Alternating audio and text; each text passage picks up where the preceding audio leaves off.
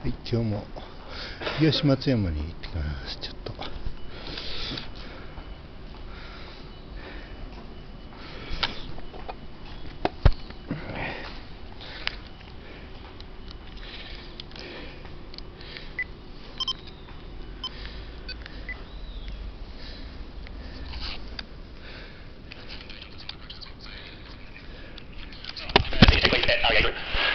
Our flagship product is realestate.com.au and the app associated with that that many of you will have used. I think with about 8 million people having used it in Australia, that's pretty much all the adults that would be searching for property to buy and rent. And it was originally written in 2010, which is right after Bluff being an iPhone programmer for a few months, and I'm still bluffing, as Sam mentioned. And so I worked on it on and off throughout and seen that journey. And over that journey, we've scaled from having a single app focused on residential property for Australia, which is obviously the one that most people would see, to a whole bunch of different apps. So we have a real commercial, is our business focused on commercial property. We have an app called Ignite, which is focused on the customer side of our business, so the real estate agent side. So you will have seen the public facing ones. If you're a real estate agent, you can use Ignite. If you're a real estate agent, you can Asia in the last few years through the property business. So we have apps in Malaysia, Singapore, Indonesia and Hong Kong.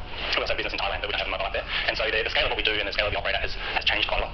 And our scaling journey from mobile has been different to what we have on the web. So if we look at the way REA has scaled over the years, we have this chart which looks at our growth in people and our growth in systems over time. And this is due to moving to microservices pretty heavily on the back end and some micro UIs as well. And so you see that as our people grow, the number of systems grow pretty quickly. It was originally projected from 2016 and it's almost exactly tracked what we've done since then. So if you just take a snapshot now, we have about 600 engineers at REA maintaining about 1,000 systems in production.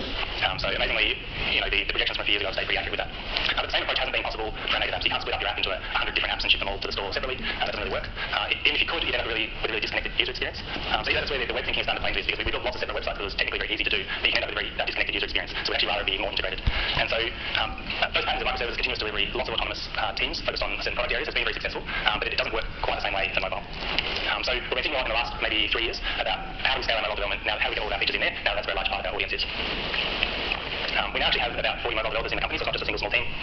But I think in terms of raw headcount, that's plenty to do what we need to do. There's other reasons why we're inefficient. It certainly feels like we don't have enough capacity to build the features and get them into the apps as fast as we would like. But when we compare that to the number of, say, people specialise in app development than, say, specialists in building up the web UIs and the JavaScript developers. And yet we seem to be able to build way more products for the web and build them way more effectively than we do for mobile. So that tells me that our mobile capacity problem isn't about the raw headcount, it's not about throwing more developers at it and then hiring more and more specialists. It's about the ways that we work and the patterns and the architecture. That's what I want to go through. I don't see a lot online about how people are doing this well. When I asked around, I'm from Melbourne, that's where our head office is. I asked around other companies in Melbourne to say, are they facing similar challenges, how are they solving them? And lots of people are facing similar challenges, not many people are very advanced in solving them. And so I've been trying to reach out to companies globally over the last 18 months or so to find companies that are in a similar situation to us, similar scale, and see if there's common patterns and solutions that are coming up from that. And Ebenezer and Thoughts have been really helpful in connecting us with some of their clients globally, because they've got offices all around the world, and see what people are doing in Brazil and the US and Germany, and then trying to have these conversations around how people are going about scaling mobile. And when we're looking for those companies, we're looking for this kind of in-between scale. If you look at small companies with a single team and a single backlog focused on building up, you don't really have scale. So it's more about how you just work as a team.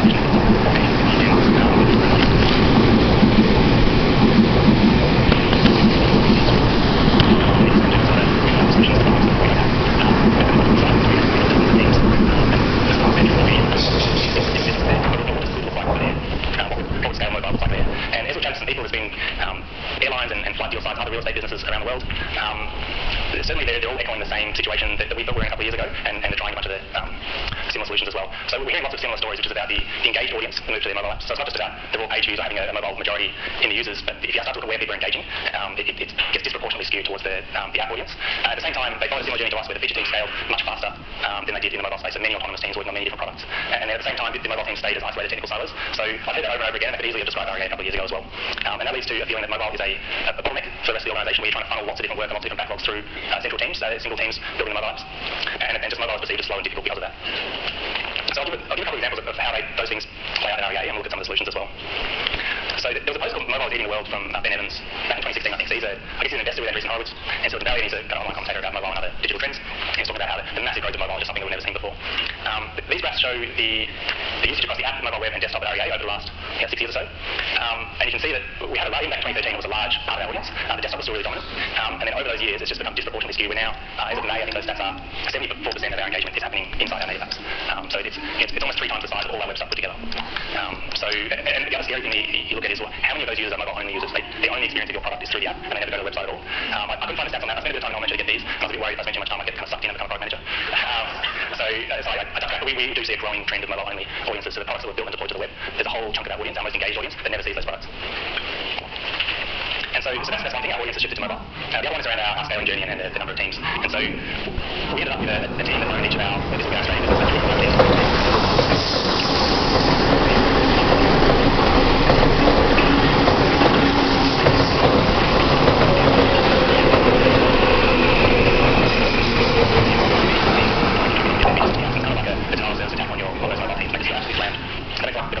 work, they're constantly supporting other people. And so that's certainly a situation that's played out in a number of different places I've seen. And so we're now looking at that journey, how do we make that efficient, how do we scale that, and looking at what are the things that we can try to just scale our mobile and make it as efficient as for the web, and so there's no real perceived difference in building features in one technology or another across REA. And that's slowly turning into a scale mobile, and these are things that we've tried at REA. Some of them have been in place for a while, some of them we're still early on the journey, and that's also being echoed by similar sized companies that are trying these things as well. When I say that there's two phases, we didn't really, this was a bit of hindsight about it, that I would take these two phases. In reality, you try lots of different things, and there's a journey that you go on.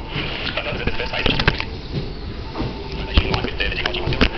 We found when we did that, there was a bunch of training that we needed to invest in. And then we needed to start releasing way more often. So once we had many teams contributing to it, we wanted to get a really regular cadence of getting our releases out. And I feel like those things in phase one are the things that drive that number 40 functions that will drive you to discover the more detailed solutions to your problems.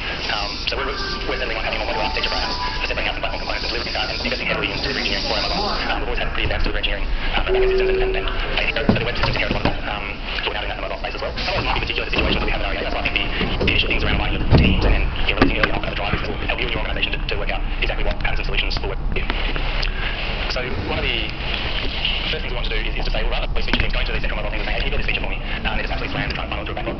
Flipping that responsibility and saying, actually, if you're building products at REA, you're looking at our usage stats, you should be building products in native apps. And so that becomes the focus to build products across web and iOS and Android. And our mobile teams often feel like they're between build features and keep other people with their feature development. They should focus off those mobile teams into assisting other platform teams and their developers to build one feature and then support for those feature teams. So they should start between being features themselves and about enabling other teams and try to get those scale events from that. And so that's actually there. At the top, I want a feature team that maybe delivers to a pilot standpoint. In reality, when we first started to make that change, that's not the case. We had teams that needed to work with us and work with them to do this. And so the skills shortages is where for some more training internally in our ranks, there's technology more saying that feature developers. And so this seems like an opportunity to give people more exposure than what we're doing. And so we're training this internally to learn many different training courses and training React scrap well. 電車とホームの間が広く空いているところがありますので、お降りの際は足元にご注意ください。 And so my theory was that the most technology for you extend is set skills, distribution, and we have no exposure down the market, and then try to expert over and red. And you say kind of big, in the middle, maybe skewed towards the lower end. And the theory was that the mobile, we didn't really have that lower end. We had a handful of people that were completely focused in building mobile apps, and then the rest of the people had no exposure at all to that. And looking at some data internally from internal self-assessments, they almost exactly reflect that theory that we saw. And to me, that is a massive opportunity for training. You can't give someone a 2-day course and they become an expert in that. Unless you someone comes from a set up and actually build a code and machine and a little bit more just start building these features. They're just a little bit more inside just over a year ago, we started running these internal mobile courses. We've now had over 100 people internally go through and do these courses. We're not too much in a year starting to 140 developers in REA at least get that initial exposure, which I think years ago would have been unheard of today. That's, if you're going to all these teams focused on building mobile apps, I think augmenting your workforce like that is really important. And they bring lots of other experience to the table from building in other technologies. So there's great cross-pollination there and breaking down that isolation that would historically happen. So that gets us to a situation where we have many teams building features for mobile. And then get started. Now, and then go and get released to the store. And there's one of the things one of those releases and so now we release races. I think that's about as short as you can go without really something that people that are out there.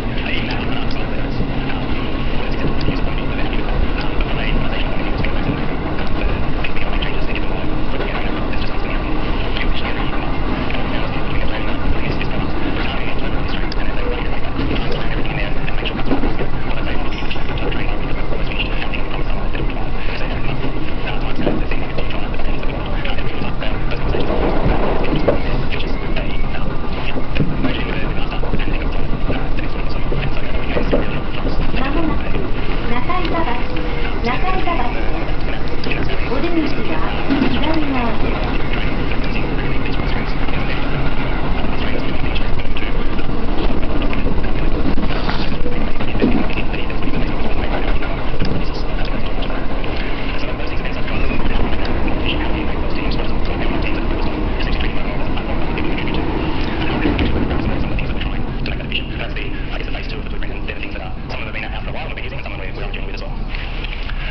So the first thing is, if you're supporting many independent teams in the code base, we're not going to do with long branches and code separations, so you really need to be using feature toggles, and we're releasing to the store all the time. Maybe your feature's there, but you're not actually ready for it to go live. And so having remote feature toggles and having your features out there, so you can feature toggles without necessarily having to go through the release and updates every time is really important. I don't like using feature toggles to store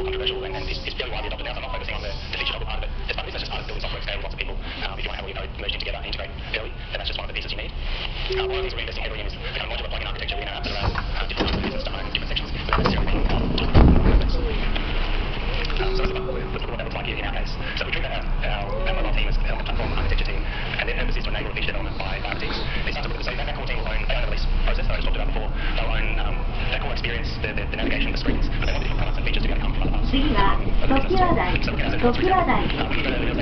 お客様にお願いいたします。電車から降りましたら危険ですので、電車から離れてお歩きください。The next station is 常盤台。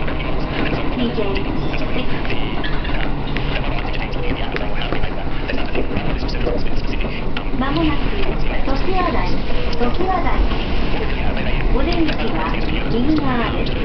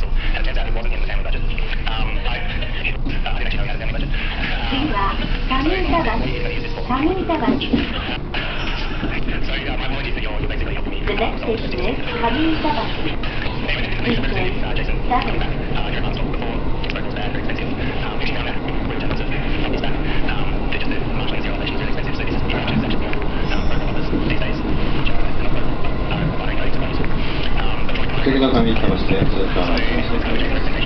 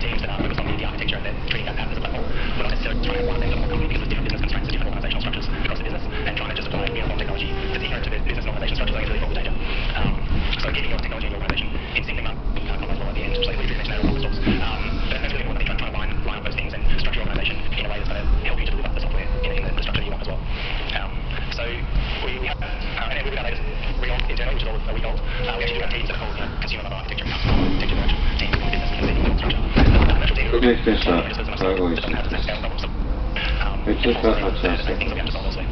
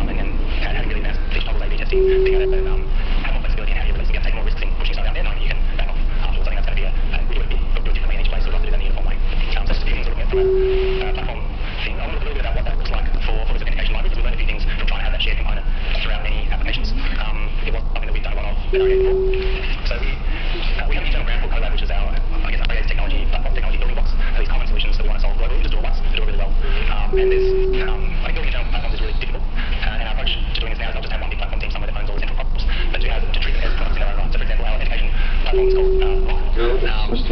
川越駅を発車します。concepts of identity, but it's also a block. So who's the native things are probably easy to find when you search Git because or because it's going to be on the end, so you don't come up with just all the block implementations in code. So the key things for success with one of these internal platform components, just is having a dedicated team on them. So it's not just a side thing that they happen to try and maintain, it is their focus. And they have a technical product manager that the products and the customers are all the other developers that are going. So that's a key criteria for SMEs, and they own the web and the mobile library as part of that. So what this looks like for one of our apps is actually our customer app. I really struggle with type on some of the keywords, so fortunately you just use Touch ID login, and that jumps out to the experience and then back to the app. And I thought it would be realistic to talk about mobile development and not show any code, so just to stand on the camera, super code.次は東部レギュラー東部レギュラー The next station is 東部レギュラー続いて8 So that's quite successful. You can just drop it in and use it. What happens is that when you, this is a central response team owns that component, but it gets embedded in other applications that actually go to the store. And suddenly you start thinking, what if we need to change something that's already live out there and it's already difficult to force apps users to update? So how do we manage that? What if the constraints change? What if the outer constraints change? You've got focus when you're building these SDKs, but trying to build flexibility from the start. And so the example you're seeing on the left here is actually using WebViews to perform the authentication here. That was because when we had some native signing screens and then we implemented 2.4 in the system, and the native screens we had signed in were successful enough. But then something came back and said, well, you were successful, we actually need to solve. And the native screens didn't quite handle that.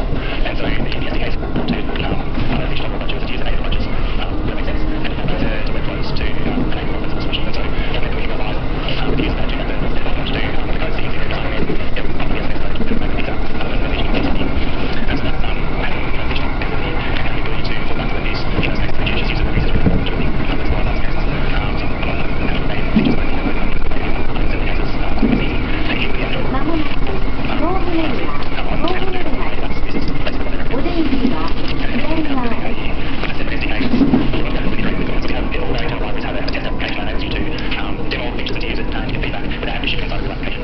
So trying to ship it, inside out, that goes to the store to millions of people is not always easy to do. And also just working on those large code bases, depending on what native app code bases, it just compiling switch code can take a very long time, even on a powerful machine. And so if you want to work in a test-driven kind of way, I find it really frustrating in our main iOS app because it can take a long time from writing the test for it to actually put up a run and get feedback. Whereas in this smaller SDK, that all the code there is doing is our authentication library. You can build it and run your tests within a few seconds. And we can also push it through a build pipe on get this test out on our pipeline phone and all that stuff. It phones inside the company to get feedback on the experience and the features. We can do all that there in a few minutes, whereas for the main apps, the build pipeline takes a lot longer. And so being able to build it very quickly in isolation is really important, but we're still integrating fairly regularly back to the main app. And so that's a bit of an example of our approach to platform components. The other thing about it is not just one single app. It got lots of pain points, but the actual, say, the tooling you need to release it is fairly straightforward. If you have with just a one unit gets shipped. Now we have many modules, we have a bunch of these platform components, and we have lots of teams that are involved in mobile development. And there's certainly not experts in the design testing tooling specifically for the mobile apps. And so the third thing we want to look at in this space, and that's the area I'm focused in most right now, is what does how do we make building and releasing our apps really easy, and to solve that whole continuous integration team to the次は下を立った下を立った every separate team to have to try and solve these problems.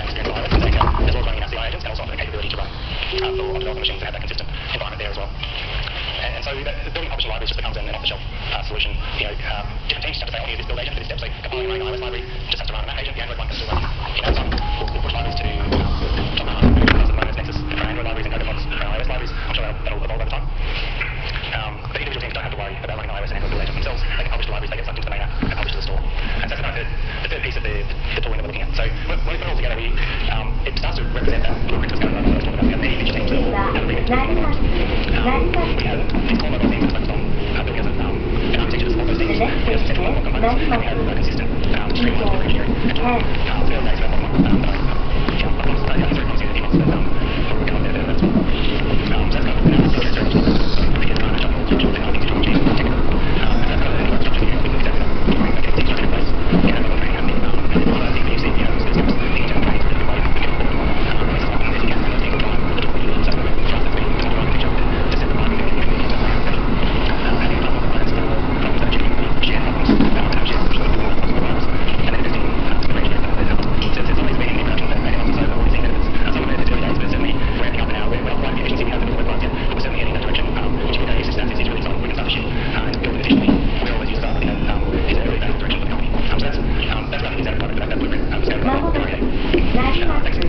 ります。お出口は右側です。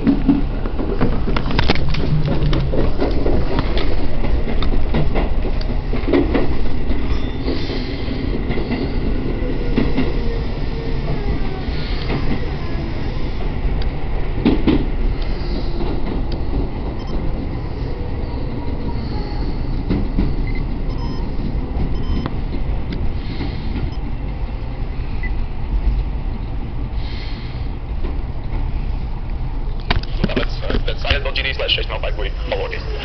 I'm mostly a C++ programmer, though I do a lot of other languages too. I'm mostly a game programmer. The vast majority of my career has been in games. But recently I had a career change of sorts, and I'm now working on medical software. I do a lot of open source. You can find my repos over here if you want. And this talk is about using HTML5 as a GUI framework for simple applications.